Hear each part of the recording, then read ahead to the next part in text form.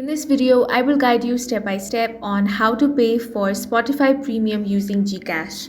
The first thing you want to do is open up any web browser and head over to spotify.com, or you can also open the Spotify app. Now make sure to log into your account. Before proceeding, remember that GCash is not supported everywhere, so first check if Spotify accepts it in your region. Once you have been logged in, you want to head over to the Premium section.